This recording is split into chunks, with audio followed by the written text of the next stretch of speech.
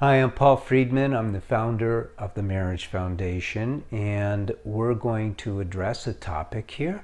I'm going to read it now. Why is my husband so bossy? Is there anything I can do? There are personality traits that we all have. We're going to discuss this, and then I'm going to talk more about marriage in general, because you've come to the Marriage Foundation, to these YouTubes, to help you with a particular topic. But let's be honest, if your marriage was just really kicking butt, if it was just amazing, but this was just one little problem, then this would be a good video, because it's going to help you. However, that's not the case. What's really happening is his behavior, whether it's this or something else, is bothering you. And it means that your marriage is not functioning the way it is supposed to. So first, what I'm going to do is I'm going to talk about what this is all about, and then we'll get more into how we can change your marriage altogether. So if he's bossy, he's always been bossy. And what is actually going on his end is whatever it is, it's not that big a deal. Being bossy, from your point of view, is that it's disturbing you. Now, is he bossy with everybody? Probably to some degree. But what happens in a marriage is, because we're so close with this person that we've married, that you see every one of your husband's flaws. And you can't help it. You're living together in a small space we call marriage. And it's intended to be an amazing space for two soulmates. But because of the proximity within which you're living, you're starting to feel like cellmates to some degree. You love him. I'm not suggesting that this is the end of the world for your marriage or anything like that. But what I'm going to suggest is that when he is being bossy, because I'm not pretending he's not, here is what you can do. So he's being bossy. First thing you do is you stop within yourself the reactive mode that you have. It's like a software that all of us have, that we react to things, and they're habitual reactions. So what is happening now in your mind is that when your mind starts to see the bossiness as it sees it, not you, but your mind, it puts up defense mechanisms and offense mechanism and escape mechanisms and reactive mechanisms. Just stop all of those. You'll be surprised. We're not taught that we're able to just stop the mind, and it's too bad, because it is a power that we have by virtue of our free will. So just stop, pull back a little bit, and go, okay, he's being bossy. I'm not going to react. I'm not going to get defensive. I'm not going to say something. I'm not going to cower in a corner and beat my head against the wall. I'm just going to let him be. I'm going to pretend that his bossiness is coming out with words, and I'm going to see it as snowballs, and all I need to do is move from side to side, and none of them will hit me. I'm not going to take it on. So what will happen when you do that is you'll start to realize how you yourself have been kind of engaging in his bossiness, and it is unnecessary to. And you're not going to stop him from being bossy. It's just not going to happen. And he's not going to become less bossy as he gets older, because people pretty much don't change unless they make a great effort. So he is who he is. So you should, for the sake of harmony, is do what I've just suggested. Pull back, let it happen, don't engage, and just inwardly go, this isn't my problem. His bossiness is his. Someday he'll realize that he's bossy, and he will effectively change it if he wants to. And if not, I love him anyway. And that's the best thing that you can do. You see, you step back from what is now a problem only because you're engaged in it. Now, we also have techniques at the Marriage Foundation. There's so much that we have to offer in our books, in our courses, but that's one technique of stepping back, and you can do that. Another technique is when he's being bossy, is again kind of step back, but then review what he's being bossy about. And this takes a little more effort, and ask yourself, am I kind of being irresponsible in any way? Is there anything that I'm missing here? Why he's being so bossy? That he's being stressed because I'm not doing something, not with guilt, not with shame, not as an admonishment, but just kind of an inner review, and decide maybe, there's something I can gain from this. Now, that is not as powerful as the first technique of seeing snowballs coming at you and dodging them and stepping back, but it might be something you want to do. Now we're going to talk about marriage. By the way, hopefully you have already subscribed. Many people in our comment section, and I hope you leave a like and comment, will talk about how these videos have saved their marriage. They won't always save your marriage. Some people need to go further and they need to use the course for women, or if they're a man, the course for men. We do a lot more than saving marriages, and that's what I wanted to talk to you about. Not to promote our courses. They're very affordable and they're great, but I want to talk to you about why you got married in the first place. If we can just take a couple of minutes, because I think this will help you. Most of us, and I include myself in this because I was raised just like you, where I got zero information that was useful about marriage. I ended up becoming a divorce mediator. I was divorced from my first marriage way back in '96, and I went through hell going through the divorce courts, and I'm a businessman at heart. I love business, good business, not to rip people off, but for service.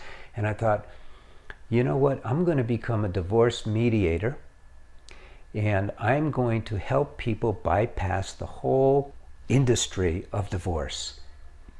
And I'll help people get their divorce. I believed in divorce, and it'll be much more painless.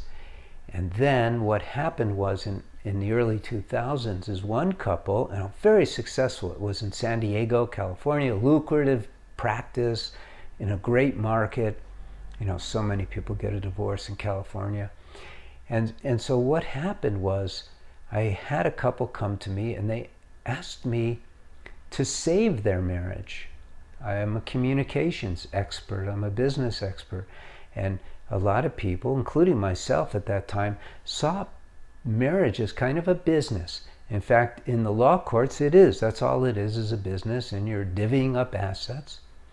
And I thought, okay, why not? I'll give it a shot.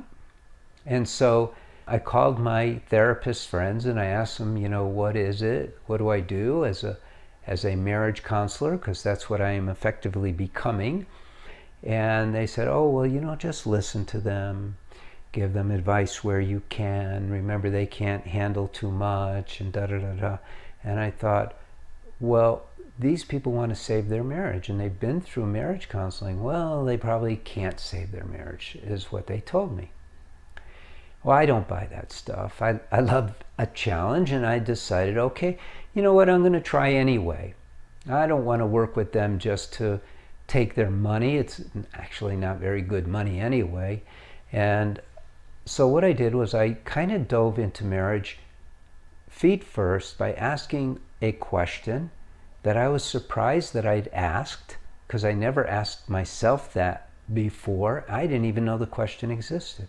And the question was, why do people get married in the first place? Not why do you, I mean, we fall in love. That's why we marry the person we're married to. But why get married at all? Especially in this day and age. And I know we're further along than I was in 1975 when I got married the first time, but still, why? Why did I get married? To have kids, to take care of kids? Well, in this world, that's not even seen as a big deal anymore. Anyone could have kids. So I thought, you know what? Why do people get married? And I couldn't come up for the longest time with a good answer. And I would ask people in line at Starbucks, I'd ask all my friends, I'd ask all kinds of people, ask my minister, and no one knew. Well, I won't say that. No one gave me an answer that I was satisfied with. And I'm a meditator. I've been a meditator since 1972, actually. And so God, why get married? And the answer came to me. And I was surprised at how simple an answer it is. People get married to be happy. We get married to be happy. And we know that the thing that brings about the most happiness is love. So we get married for love and happiness, which really ties into kind of what a spiritual path is. Because our life's journey, if you really wanted to break it down and be perfectly honest with yourself, we don't live our lives and then die and get nothing accomplished, and material things really don't matter because we leave without a penny. We get married for the same reason we live our lives, to be happy, to experience unconditional love. And this is cool. And so when I met with my couple the first time, I shared it with them. I said, okay, I've made this amazing discovery. And it's crazy that it's a discovery, but here it is. And they went, duh, right? And so I broke it down and I said, okay, what can we do in your marriage that will create happiness? And what do we do in your marriage that steals happiness? And we broke it into two sections. One is beneficial behaviors. One is detrimental behaviors. Simple, right? It should be simple. I mean, I'm a firm believer that God created marriage, and so why wouldn't God make it simple? Why would he make it complicated? And so we broke it down into these two parts, and we worked a few sessions where we talked about it. What do you do if this, da da da da da da? And it started growing already. The teachings that I was discovering were starting to grow already. And then, I'm going to call him John, he came back after a few weeks. He said, Paul, this stuff is simple. It's great. How do you argue with this? But I have a problem. He said, I'm not able to change. I want to. I really want to, but I'm not able to. And I could totally relate to it when he told me that. Because in the 90s, look, I'm just like you. In the 90s, though, I decided to eliminate anger from my life, and I couldn't. I couldn't do it. And I did everything you can ever imagine. And there's all these courses on how to manage anger. I didn't want to manage my anger. I wanted to eliminate it. So I knew what John was talking about. So I turned to my greatest resource, God, and I said, what do I do here? And, you may not be very spiritual, You may not believe in all of this. That's your business. That's fine. But for me, it was very real. He like downloaded this whole thing. I call it the SEW technique. S-E-W. It is, and with it came, this is the interesting thing. Remember, I'm not a Western psychologist. And by the way, they're all wrong how they know the mind. They don't know the mind. And so this whole package came to me of what's really going on, an understanding of the mind, an understanding of how it all works, how biology comes into play, and how habits control us. It's all about habits. And so this SEW technique, S-E-W, is stop, evaluate, act with wisdom. And remember, even though you may learn something, you learn it bare bones, and then it starts to develop, which it has for us at the Marriage Foundation, to where we've got this SEW technique so wired down to where you can change. Doesn't matter what you're dealing with, you can change everything and anything. You start learning how to master your mind. And I discovered this. Not the first month. I worked with individuals and couples for years, for about 7 years. And I discovered, first of all, that marriage is a individual spiritual path that two soulmates take together for the purpose of being together with that person you really love and having so much happiness that you can't stand it. That's what marriage is supposed to be. And so going back to this question about a bossy husband, it's like you don't live your married life on that plane. You learn to live your married life on this spiritual plane of happiness, because happiness is a spiritual thing. It is not an emotion. It is spiritual, because there is no end to happiness. It keeps graduating. Joy. It becomes bliss. It gets amazing. And the other thing that you get married for is love. Well, we know love is spiritual. It has no boundaries whatsoever, just like happiness. And so that's what makes marriage. And so we don't want to spend all of our time on issues, on labeling, on playing games with one another, on figuring out how to behave, although there is behavior. I call it marital morality. There is correct behavior. But you really want to have why you got married to be your life. Joy, joy, ever-increasing joy, and love, ever-increasing, ever-expanding love. And then you're living marriage the way you're supposed to be. Now think about this in relationship to all the other definitions of marriage that's out there, of how other people propose you handle problems and issues and communication. It's all nonsense, because you could lift yourselves up to this plane of joy. It's so beautiful. It's so beautiful. And we've been doing this for over 20 years, so this is not like new stuff for us. This is wired. We've got it down. So like if you have a problem, for instance, in your marriage and you want to write to the Marriage Foundation, we're a nonprofit.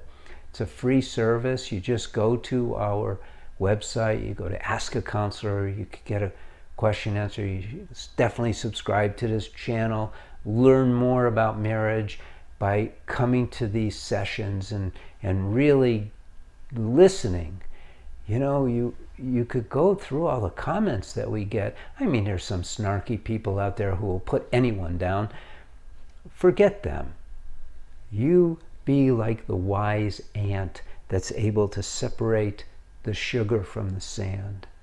You always seek that which will help you, and you'll be better off. So that's pretty much it. The Marriage Foundation is here to help you, to serve you. That's why I'm doing this. The money's definitely not the factor. I'm a volunteer, so are our counselors. We're starting to train counselors again. I trained a bunch in 2012. Now we're doing it online. We've got a great course for that. We'd love to have you join us. So, I appreciate your attending. Again, I am Paul Friedman. I'm the founder of the Marriage Foundation. God bless you and take care. Thanks.